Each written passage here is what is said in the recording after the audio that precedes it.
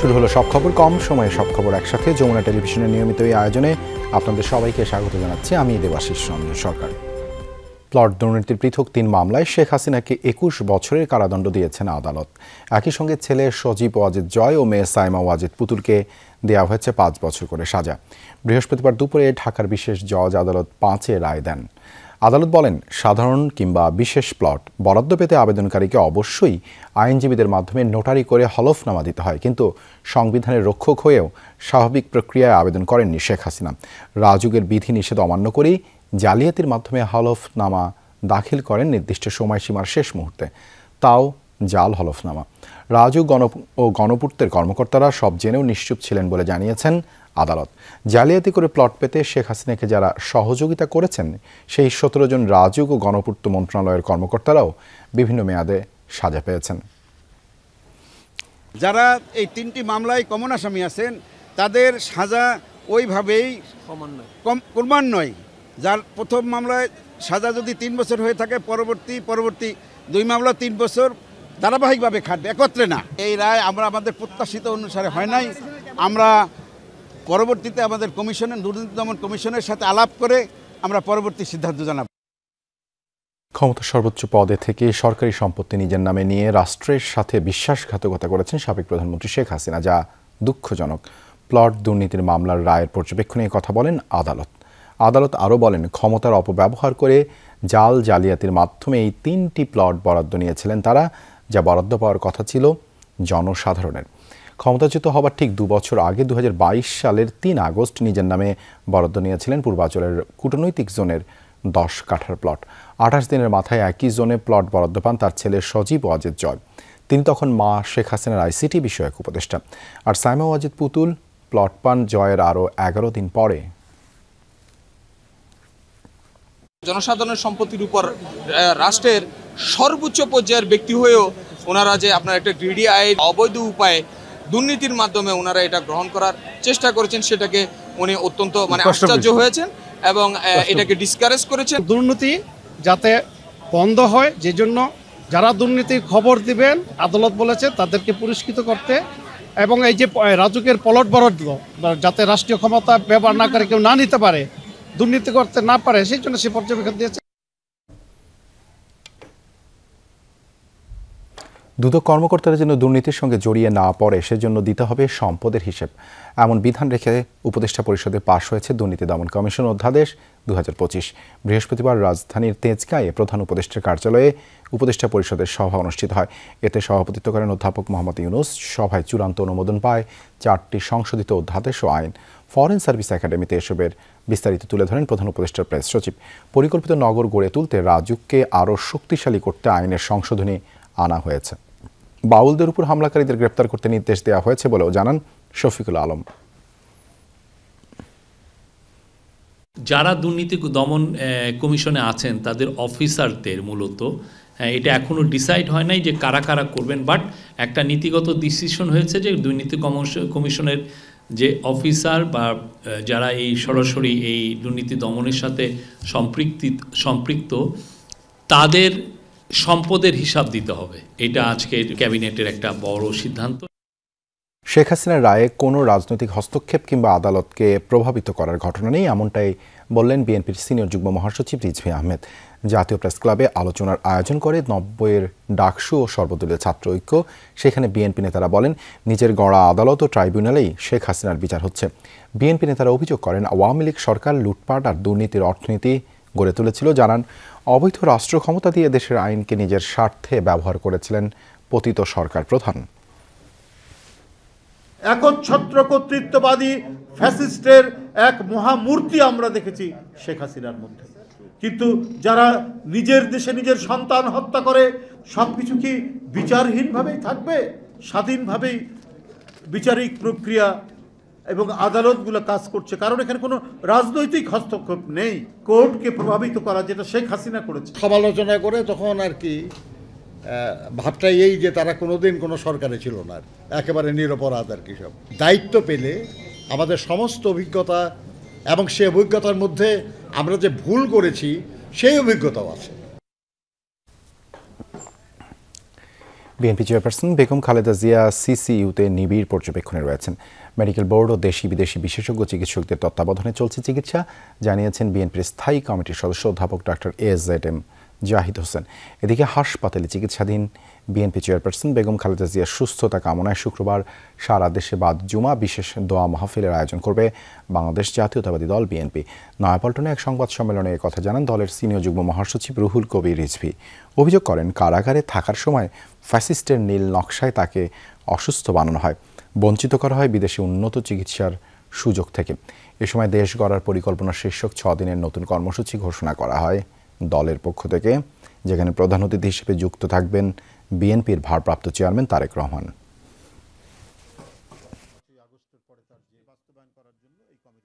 দীর্ঘদিন কারাগারে থাকার সময় ফ্যাসিস্টদের ভয়ঙ্কর নীল নকশায়, চক্রান্তে, ষড়যন্ত্রে তাকে অসুস্থ করা হয়েছে নানাভাবে। চিকিৎসা দেওয়া হয়নি, সুচিকিৎসা দেওয়া হয়নি। আগামীকাল জুম্মার নামাজের শেষে বিশেষ মোনাজাত করা হবে দেশনেত্রী বেগম খালেদা জিয়ার সুস্থতা কামনায়। নির্বাচনে আইন শৃঙ্খলা বাহিনীকে দিক নির্দেশনা দেবে স্বরাষ্ট্র মন্ত্রণালয় আর সমন্বয় করবে নির্বাচন কমিশন। বৃহস্পতিবার আইন শৃঙ্খলা বাহিনীর সাথে বৈঠক শেষে এসব কথা জানান ইসি সচিব। শুক্রবার থেকে আবারও ওমান, বাহরাইন, কুয়েত, সৌদি আরব, সংযুক্ত আরব আমিরাত, মালয়েশিয়া ও কাতার এই 7টি দেশে প্রবাসী ভোটারদের নিবন্ধন কার্যক্রম শুরু হবে। সেনাবাহিনী কোন দায়িত্বে থাকবে তা চূড়ান্ত না হলেও 28 ফেব্রুয়ারি পর্যন্ত ম্যাজিস্ট্রেসি পাওয়ার নিয়েই মাঠে থাকবে বলেও জানান তিনি। সাইবার সিকিউরিটি সেল, যেখানে সোশ্যাল মিডিয়া প্ল্যাটফর্মগুলোকে মনিটর করা হবে, যে অপতথ্য সংস্কৃতি থেকে আমরা যেন মুক্ত থাকতে পারি। ম্যাজিস্ট্রিয়াল পাওয়ার 28 ফেব্রুয়ারি 2026 পর্যন্ত ইনএইড টু সিভিল পাওয়ার যেটা দেওয়া হয়েছে সেটা কন্টিনিউ করবে। জুলাই হত্যা মামলার একটি অভিযোগে শেখ হাসিনা ও আসাদুজ্জামান খান কামালকে দেয়া আমৃত্যু কারাদণ্ডের বিরুদ্ধে সর্বোচ্চ সাজা চেয়ে আপিল করবে রাষ্ট্রপক্ষ। 17 নভেম্বর দেয়া ট্রাইব্যুনালের পূর্ণাঙ্গ রায় প্রকাশ হয় গতকাল।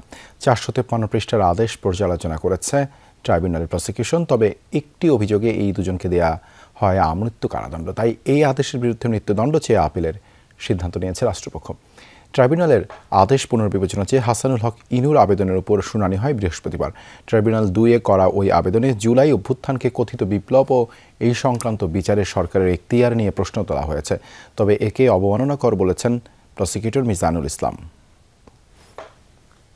যে অভিযোগে সাবেক প্রধানমন্ত্রী শেখ হাসিনা এবং সাবেক স্বরাষ্ট্রমন্ত্রী আসাদুজ্জামান খান কামাল সাহেবকে আমৃত্যু কারাদণ্ড প্রদান করা হয়েছে, এই দুটি অভিযোগের বিরুদ্ধে প্রসিকিউশনের পক্ষ থেকে অ্যাপিলেট ডিভিশনে অ্যাপিল করা হবে এই শাস্তি বাড়িয়ে মৃত্যুদণ্ড করানোর জন্য। সরকারের ক্ষমতাকে চ্যালেঞ্জ করা হয়েছে।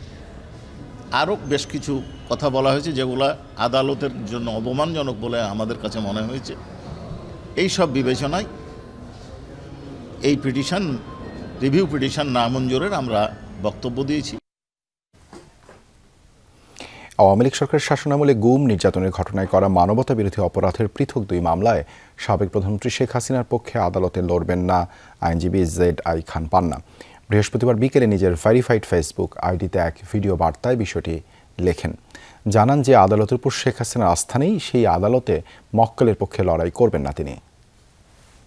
যে আদালতের প্রতি বঙ্গবন্ধু কন্যার আস্থা নেই, সে আদালতে তো আমি তাকে ডিফেন্ড করতে পারি না, উচিত না, অনৈতিক। তো সেই কারণে আমি ফর্মালি, যদিও আমি অ্যাপয়েন্টমেন্ট পাইনি, পেলে পরে তাকে ফর্মালি জানাবো, আর না পেলে পরে এখান থেকে জানিয়ে দিলাম যে আমি আদালতে অন্তত বঙ্গবন্ধু কন্যার পক্ষে বা তাকে ডিফেন্ড করার জন্য দাঁড়াবো না। আধিপত্য বিস্তারকে কেন্দ্র করে প্রতিপক্ষের হামলায় ব্রাহ্মণবাড়িয়ায় 3 জন গুলিবিদ্ধ হয়েছেন। বৃহস্পতিবার সন্ধ্যায় জেলা শহরের কান্দিপাড়া মোড় এলাকায় হামলা চালানো হয়। পুলিশ জানায়, আধিপত্য বিস্তার নিয়ে এলাকার লায়ন শাকিল গ্রুপ ও জেলা স্বেচ্ছাসেবক দলের আহ্বায়ক দেলোয়ার হোসেন দিলীপ গ্রুপের মধ্যে বিরোধ চলছিল। এরই জেরে দিলীপ গ্রুপের সমর্থকদের উপর এলো পাতারি গুলি ছড়ে লায়ন শাকিল ও তার সহযোগীরা। এতে টুটুল, শিহাব ও সাজু মিয়া গুলিবিদ্ধ হন। তাদের উদ্ধার করে বিভিন্ন হাসপাতালে পাঠায় স্থানীয়রা। এই ঘটনায় আইনগত ব্যবস্থা গ্রহণ প্রক্রিয়াধীন রয়েছে বলে জানিয়েছে পুলিশ।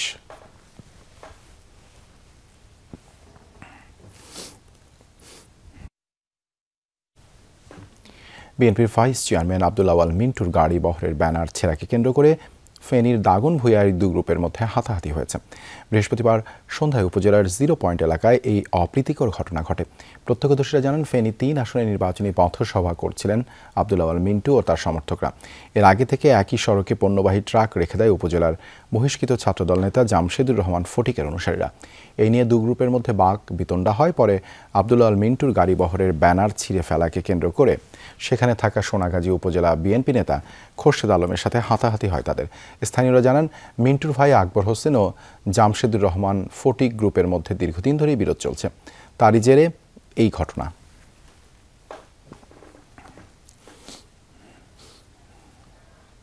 পাবনা 4 আসনে নির্বাচনী প্রচার চালানোর সময় জামায়াত মনোনীত প্রার্থীর গাড়ি বহরে হামলার অভিযোগ উঠেছে। বৃহস্পতিবার বিকেলে ঈশ্বরদী উপজেলার চর গড়গড়ি আলহাজ মোড় এলাকায় এই ঘটনা ঘটে। জেলা জামায়াতের আমির ও 4 আসনে মনোনীত প্রার্থী আবু তালেব মণ্ডল নির্বাচনী গণসংযোগ করছিলেন। দলটির নেতাকর্মীদের অভিযোগ, বিএনপি মনোনীত প্রার্থী হাবিবুর রহমান হাবিবের সমর্থকরা হামলা চালায়। পরে পুলিশ গিয়ে পরিস্থিতি নিয়ন্ত্রণে আনে। হামলায় অর্ধশত নেতাকর্মী আহত হয়েছে বলে দাবি জামায়াত নেতাদের। তবে হামলার অভিযোগ অস্বীকার করেছেন হাবিবুর রহমান হাবিবের অনুসারীরা। বর্তমানে এলাকার পরিস্থিতি থমথমে। প্রচারণাকে কেন্দ্র করেই আজকে একটা সংঘর্ষের সূত্রপাত হয়েছিল। আমরা সংঘর্ষের খবর পেয়ে ঘটনাস্থলে আসি। এসে দেখলাম অনেকে আহত হয়েছে এবং 3-4টি মোটরসাইকেল এখানে পোড়ানো হয়েছে। আমরা বিষয়টা অনুসন্ধান করছি। অনুসন্ধান শেষে প্রকৃত বিষয়টা জানাতে পারব। কুমিল্লা 10 আসনে বিএনপি প্রার্থীর মনোনয়ন পরিবর্তনের দাবিতে কাফনের কাপড় পরে মশাল মিছিল করেছে বিএনপি নেতা মোবাশ্বের আলমের সমর্থকরা। বৃহস্পতিবার সন্ধ্যায় নাঙ্গলকোট সদরে এই বিক্ষোভ মিছিল করা হয়। এ সময় কুমিল্লা 10 আসনে মনোনীত প্রার্থী আব্দুল গফুর ভূঁইয়ার মনোনয়ন বাতিলের দাবি জানানো হয়। এ সময় নাঙ্গলকোট বিএনপি ও অঙ্গ সংগঠনের নেতাকর্মীদের নিয়ে গফুর ভূঁইয়ার কুরুচিপূর্ণ বক্তব্যের তীব্র প্রতিবাদ জানানো হয়।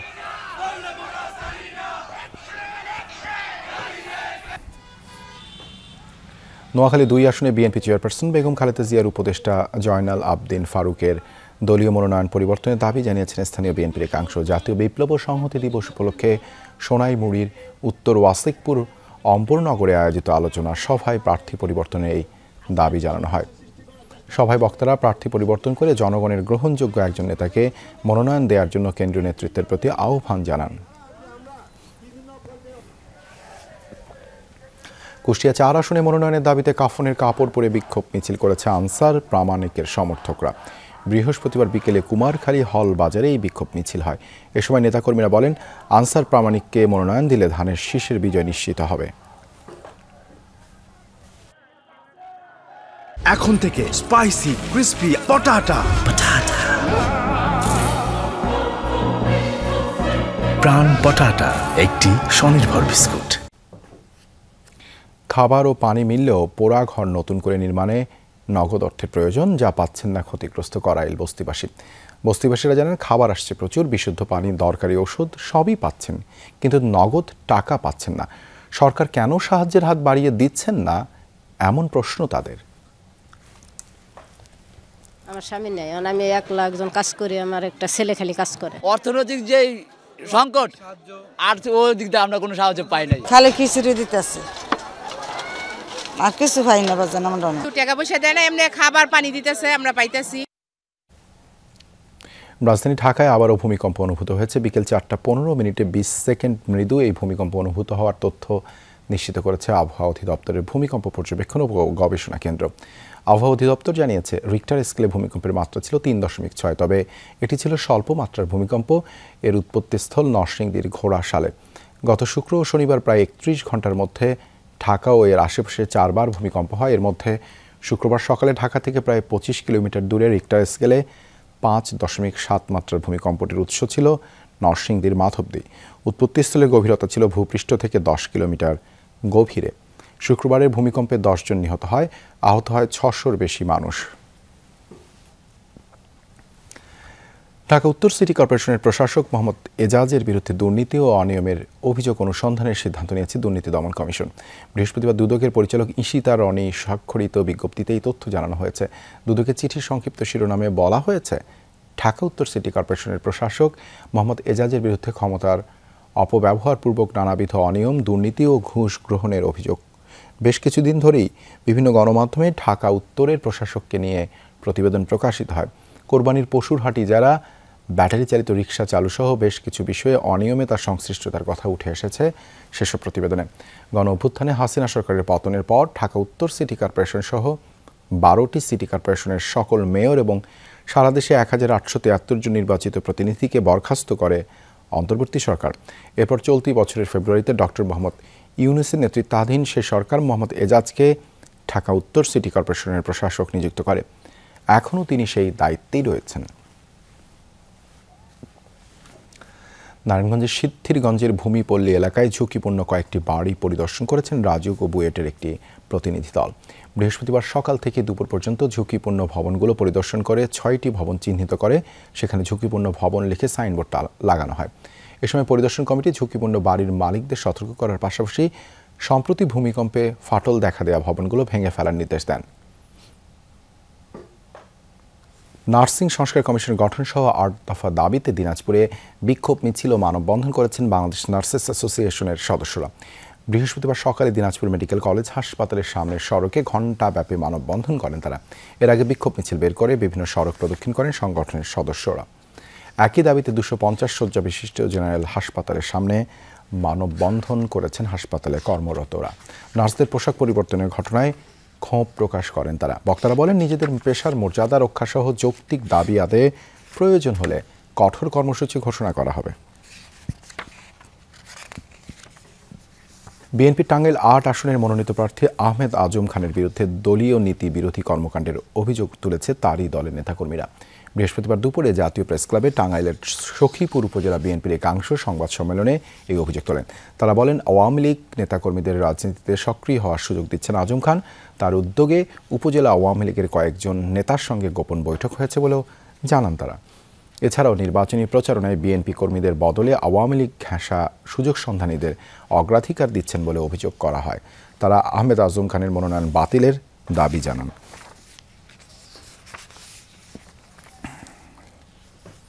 হয়ে গেল উদ্ভাবনী ও কার্যকর মোবাইল টয়লেট ডিজাইনের এক ব্যতিক্রমী প্রদর্শনী। বৃহস্পতিবার টয়লেটস অন দ্য গো শীর্ষক মোবাইল টয়লেট ডিজাইন প্রতিযোগিতা ও পুরস্কার বিতরণী করা হয় রাজধানীর একটি হোটেলে। চূড়ান্ত পর্বে অংশ নেওয়া 12টি দল তাদের উদ্ভাবনী ডিজাইন উপস্থাপন করে।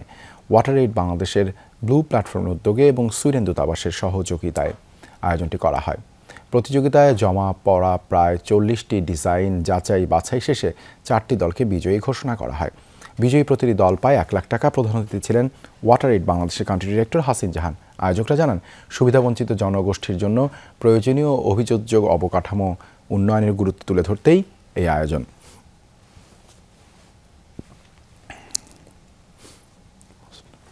চলতি বছর ব্যাবিলন শিক্ষাবৃত্তি পেল 68 জন শিক্ষার্থী। বৃহস্পতিবার বিকেলে রাজধানীর দারুসালাম রোডে ব্যাবিলন গ্রুপের কর্পোরেট অফিসে বৃত্তিপ্রাপ্ত শিক্ষার্থীদের সনদ সম্মাননা দেওয়া হয়। এবছর বৃত্তি দেওয়া হয়েছে 68 জন শিক্ষার্থীকে। অনুষ্ঠানের শুরুতেই স্বাগত বক্তব্য রাখেন ব্যাবিলন গ্রুপের সিইও আরিফ ভূঁইয়া। শিক্ষার্থীদের উদ্দেশ্যে দিক নির্দেশনামূলক বক্তব্য দেন বিশেষ অতিথিরা। ব্যাবিলন কথা ম্যাগাজিনের 19তম সংখ্যায় নির্বাচিত শ্রেষ্ঠ লেখকদের হাতে এদিন তুলে দেওয়া হয় পুরস্কার। অনুষ্ঠানের প্রধান অতিথি ছিলেন প্রখ্যাত কথা সাহিত্যিক হাসনাত আব্দুল হাই। বিশেষ অতিথি ছিলেন বিশিষ্ট ফ্যাশন ডিজাইনার বিবি রাসেল। অনুষ্ঠানে ব্যাবিলন গ্রুপের পরিচালকবৃন্দ সহ ঊর্ধ্বতন কর্মকর্তারা উপস্থিত ছিলেন। ভার্চুয়ালি যুক্ত হয়ে সমাপনী বক্তব্য দেন গ্রুপের পরিচালক এস.এম. এমদাদুল ইসলাম। শেষে ব্যাবিলন কথকতার 20তম সংখ্যার মোড়ক উন্মোচন করেন আমন্ত্রিত অতিথিরা। আউটস্ট্যান্ডিং কেমব্রিজ লার্নার অ্যাওয়ার্ডস 2025 পেলেন 124 কৃতি বাংলাদেশি শিক্ষার্থী।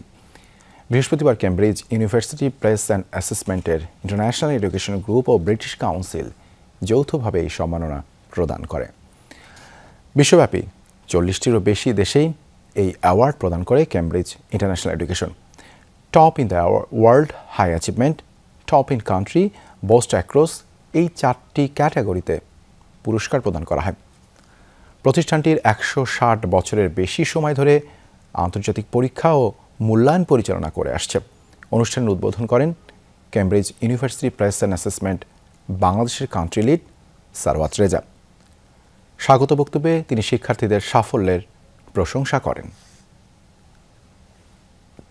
যমুনা ফিউচার পার্কে চলছে 3 দিন ব্যাপী আবাসন মেলা। এখানে এক ছাদের নিচে দেশের শীর্ষ আবাসন প্রতিষ্ঠান ও রিসোর্ট ব্র্যান্ডগুলো অংশ নিয়েছে।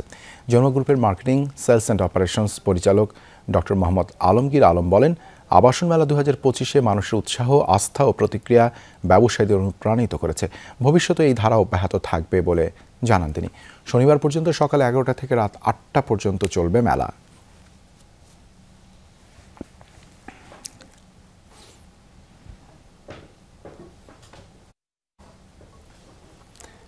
এই ছিল সব খবরের আজকের আয়োজন। এতক্ষণ সাথে থাকার জন্য ধন্যবাদ সবাইকে।